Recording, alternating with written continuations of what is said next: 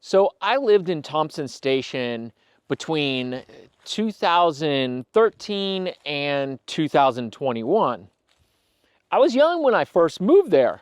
We were about 35 years old, and we had a 2-year-old son, and we were kind of just getting out of that young way of thinking. Like, we were, not as concerned about partying and about whatever, flashy, cool things and, whatever you think about when you're younger. And we were maturing is probably the best way to put it. So we lived there until late 2021. So basically 8 years, and we loved it. We absolutely loved it. We live in College Grove now, but we're not that far from Thompson Station. So anyways, over the years when I was living in Thompson Station, I heard a lot of people have or come up with excuses as to why they didn't think it was a good place for them to live, or why it just wasn't a good place in general to live. And in this video, what I want to do is just go over 5 myths that I hear about Thompson Station all the time and basically tell you guys that they're not right, and at least in my opinion. So the first thing I want to talk about is that people say Thompson Station is too far. It's too far out, Matt. We live there, but so far. What I have learned is generally people that are going to say that are going to be people that are in like their earlier stages of adulthood. Younger people, basically.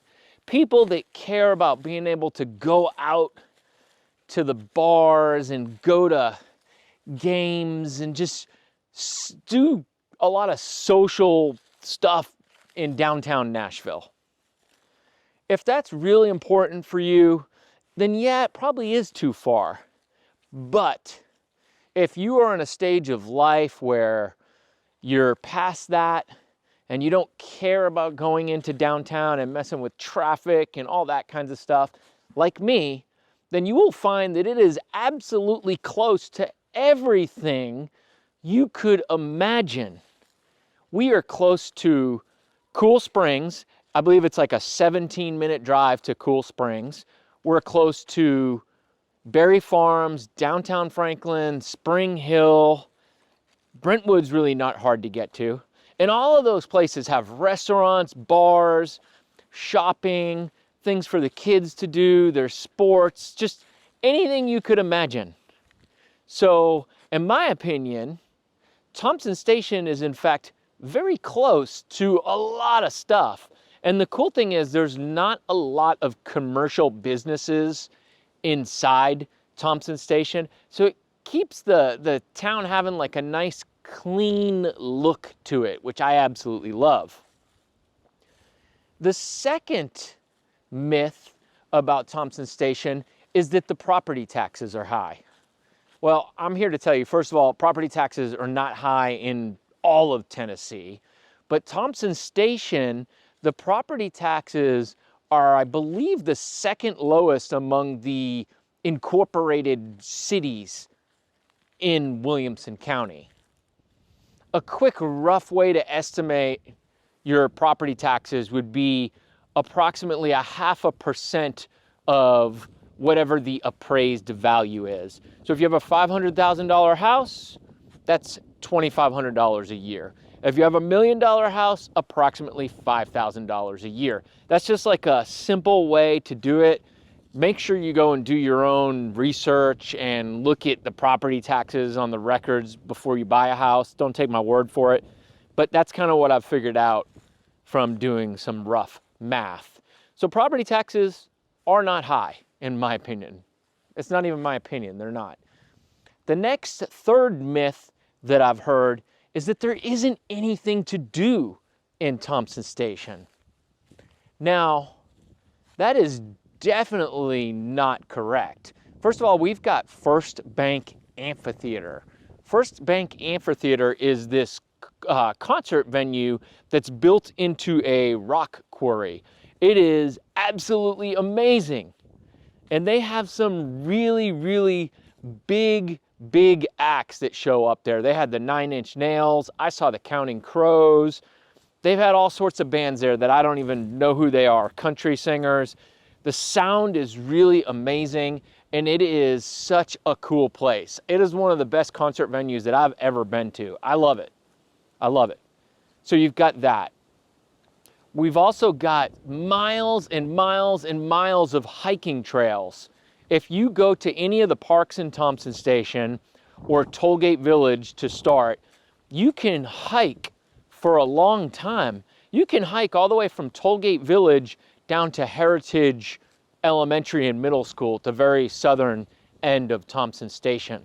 There's a lot of trails, and they're pretty good trails too for hiking, so you've got that. You can also go hit up a Summit versus Independence High School football or basketball game. Those are real fun. Both those schools are usually really competitive, and it's fun to take your kids to those types of events. Next, if you live in Thompson Station in one of the neighborhoods, everybody's kind of like in the same boat, like eager to maybe do some socializing and meet some people, but want to kind of stay close to home. So because of that, you get a lot of like neighborhood events. Almost all the neighborhoods have a lot of events if you want to participate in them. And then you're always going to meet like a small group of friends, and you'll have a get-together, a barbecue, or a little, what we call a party on a Friday or Saturday night. So that's always available to you. So in my opinion, I think this once again goes along the line of what stage you are in life, but there's a lot to do in Thompson Station that interests me, at least. So you've got that. All right, the next myth I want to debunk is going to be that home prices are too high. Well, let me tell you, okay? Home prices in Thompson Station are probably like the second lowest out of all the cities in Williamson County. And look, Williamson County is very desirable. So sure, maybe home prices are more than your average county, but it's still not bad for Williamson County. And then another thing that Thompson Station has done really well is they've got their developers building like a variety of different home types. So for example, in Tollgate and Canterbury, in addition to homes, you've also got the townhomes. You've got condos also in Tollgate.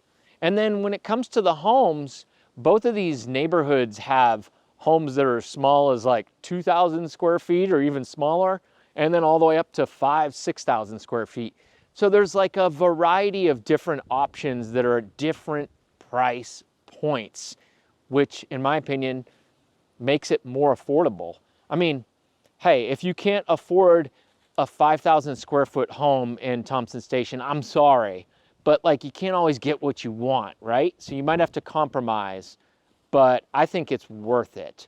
Another thing too is there's a new neighborhood being built called Parsons Valley, and that's going to be built by Beazer Homes, and Parsons Valley is going to have townhomes as well.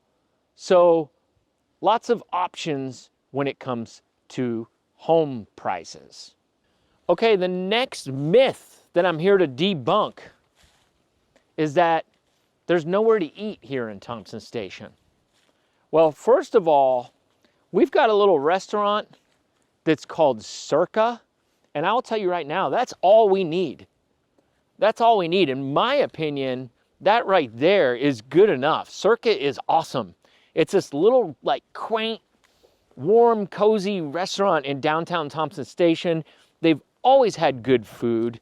It's not that expensive, and it's a really nice atmosphere. So you've got that. Then you've got up in Tollgate Village, Mojo's Tacos. If you have not eaten at Mojo's Tacos, oh my God, guys, it is spectacular. The tacos are so good, and they've got these jumbo margaritas. Oh my gosh. You kind of look like an alcoholic when you order them because they're so big, but I've just kind of learned not to care what other people think. So when I get one of those, a couple tacos, oh my gosh, it is so good. I can go home, snore all night. My wife gets mad. I mean, it is what it is. But so you've got Mojo's and you've got 𝐼𝐶𝐾. And then in addition to that, guys, we are so close to Berry Farms, which has all sorts of eating options. It's like a 13-minute drive to Berry Farms. And we're not far from Spring Hill. It's like a 15-minute drive tops to Spring Hill. So you have all those options. So we are in fact in a great location for food, and there are plenty of places for you to eat. So there you go, guys. That's my list. Those myths have been debunked. Thompson Station is an amazing place to live. If you're thinking about moving there and you want to talk to me in a little more detail, head over to workwithmatt.com and click the button that says schedule a consultation with Matt. From there, you can pick a day and time that works for you, and we can jump on a quick call and just talk about your options and see if it's the right place for you. Thank you so much for watching, guys. I'll see you next time. Bye.